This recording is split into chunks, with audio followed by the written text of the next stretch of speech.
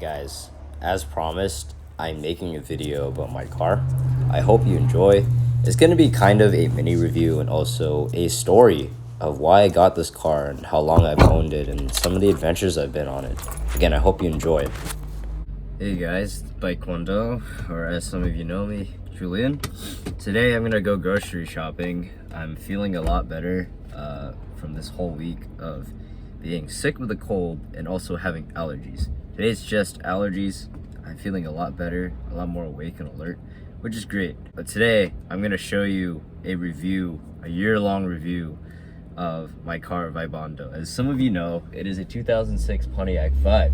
So what is this car? Well, it's a compact hatchback. More specifically, it is a compact hatchback co-developed by General Motors, Pontiac, and Toyota. This certain car is the sister car to the Toyota Matrix of the era. The Toyota Matrix is basically a Toyota Corolla hatchback, so it has everything Toyota under the hood. Everything in the interior is also Toyota. The Pontiac Vibe and Toyota Matrixes of the era had a 1.8 liter Toyota 1ZZFE motor. There was also an option for the higher output models like the Toyota Matrix XRS and the Pontiac Vibe GT, and it had a 2ZZ motor, same displacement, but it was able to rev up to 8,200 RPM. I have the base model, which has crank windows, and of course the base model 1.8 liter that only revs up to 6,500. The car's warming up right now, so I don't want to push it yet. But basically, this 1.8 liter pushes out 126 horsepower at 6,200 RPM, or is it 6,000? I don't quite remember. And 122 pound-feet of torque at 4,200 RPM. I have an important announcement. It's kind of a slouch, I won't lie, even with a 5-speed manual. However, it does great what it's supposed to do, is be a fuel sipper and just be good A2B transportation. This car has 234 miles today, and it does not burn a lick of oil. This car also gets really good gas mileage, as reported, I think, on Edmunds. 26 city, 29 combined, and 33 highway. That is really, really good. Even at this very high mileage, I'm still getting those mileage numbers.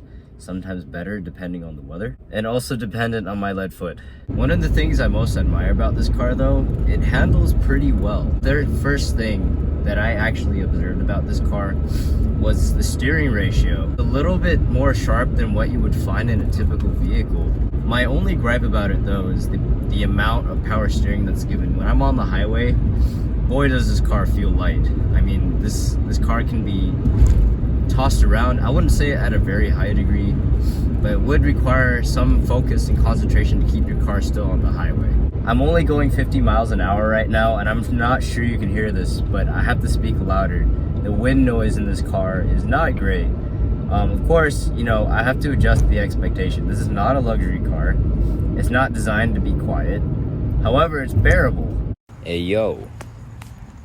May May. Pon Pon.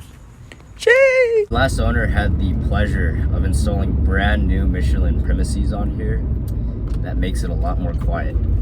My dad has some Michelins, I don't know the exact model, but they're the X Green line, which means that they have a harder compound for better fuel efficiency. I took that car on a road trip, and praise God, the gas mileage was freaking awesome. It was like 40 going 80 miles an hour because of the CVT and the tires. The only thing is that thing was super loud. I was blasting my music just to try to drown out the noise, but you know, more noise doesn't exactly like cancel out noise. So I was kind of suffering there. Alright, so the car's fully warmed up. I'm in third gear going to 40 miles an hour at 3,000 RPM. Let's give it some beans.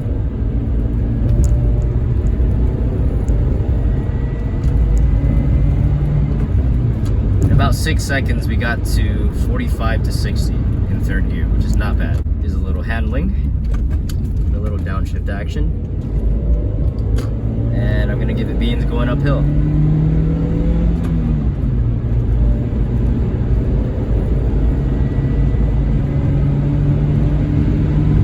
I am currently at highway speeds, and I'm very sure you guys can hear the noise that is coming into this cabin. It is kind of loud. It is particularly a windy day in the area that I live in.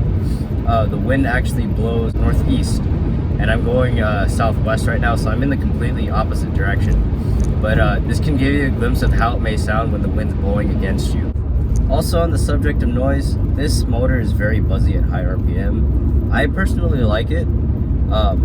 Cool note, the muffler on the Matrixes and Vibes are actually different than the Corollas, and it's a little larger, so it actually makes a little bit more noise. I actually like the sound coming from the exhaust. Check out this clip.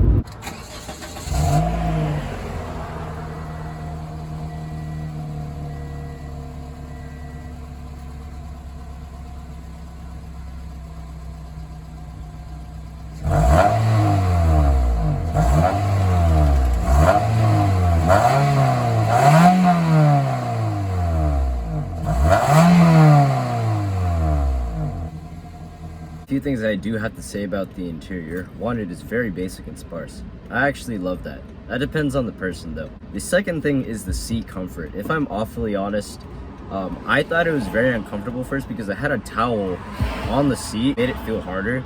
And I finally took the towel off my seat. It's a lot more comfortable. For a small guy, the lumbar support is lacking. There's really not a lot.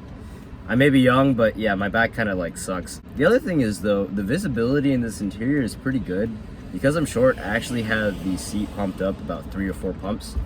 And like just looking all around me, the greenhouse is very good. I could see all around me. I'm very cool with that.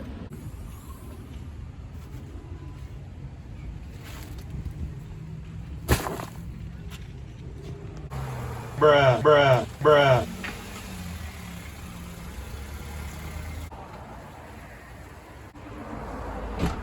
So what do I mean by sparse? Well, the most notable one, this car is 15 years old. You don't have any standard infotainment that you see in any modern car today. In fact, a lot of my friends have called this old school or archaic. It works. I can play my music. I'm cool with it. Other than that, I mean, there's no navigation, nothing. It's all my phone right here. I'm gonna move down a little bit more. As you can see, this is the standard 5-speed transmission that it comes with. Also, if you look at the gauge cluster right here, it's just a bunch of pods. This is my main complaint about this car, is the chrome ring around the pods. If the sun is shining from you from the side windows or the rear window, or even the front up here, the sunlight will reflect onto your eyes. I really hate that. I don't really wear sunglasses either. That could help, but I don't have any. And of course, going down to electronics, or lack thereof, you got crank windows. I actually have electric windows, which I was very surprised at because the base model Matrix does not have this. Another cool feature that I found out, that my car has fog lights. In fact, actually, I think this is the one that cracked a long time ago. I replaced this. This is the replacement, and it got cracked again. Another cool feature that this car has, it has a roof rack from factory, and this is standard with all trims. I was able to put a bike rack up there and a cargo lock brace up there. I'm thinking of getting a cargo box for it so I can start road tripping this car. The other thing that I think is kind of cool about this car is that it has plastic body cladding all over it. There's no body paint on here that you have to worry about scratching. I literally do not care. I can just put my bike on there without worry of scratching my paint. And I think that's cool. It's not like I'm gonna take this off-roading. It's more like, you know, it's gonna be thrown around, and that's what a beater car is. So I actually just got back from grocery shopping. This is actually the beginning of my vlog series again. I have not been vlogging for a while, just due to some stuff. It is October 18th, 3 p.m. Wow, 3 p.m. exactly, cool. But yeah, I made a video in my car, and that has been long overdue.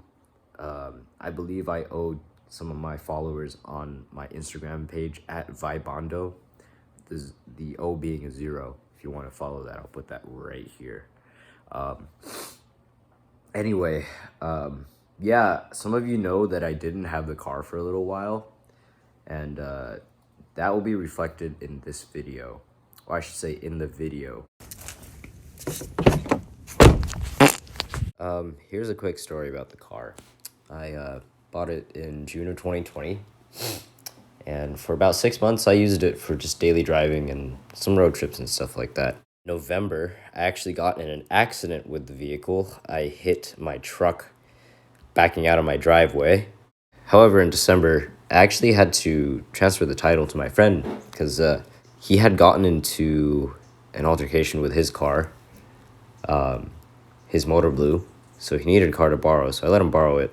And because he borrowed it, he wanted to pay me back by fixing the accident damage, so he did. In April of 2021, I had been using me and my sister's truck, Toyota Tacoma. She had just gotten in an accident that month of April. And, well, that's like -1 vehicle. So I had to ask for the car back, and I got it back. And my goodness, was it good as new. Like, the accident damage was all fixed. I was, like, amazed of how good it looked. The only thing is, from when I got it from Jump, the paint was, like, really, really faded. I've been, like, slowly trying to polish it. And my polish job didn't come out great, unfortunately. If you look at it at night, you can see like streaks of how I polished it. So actually tomorrow, I'm actually gonna have a friend polish the rest of the car to make it just look nice, to match the new door that's been put on there. He showed me a little demo of what he does, and he polished the driver's side quarter panel, the front quarter panel, and it looks exactly like the door. And I was freaking amazed. So later on today, I'll actually be washing the car and stripping off all the wax that's on there. So that way he can have it all prepared for tomorrow, Tuesday. And I'm hoping that it's going to look better at least. He has like nice professional tools, so I trust him with it. So while I'm at work, he's going to do his thing. And then at the end of the day, I'm going to take a look and hopefully see a different car. But yeah.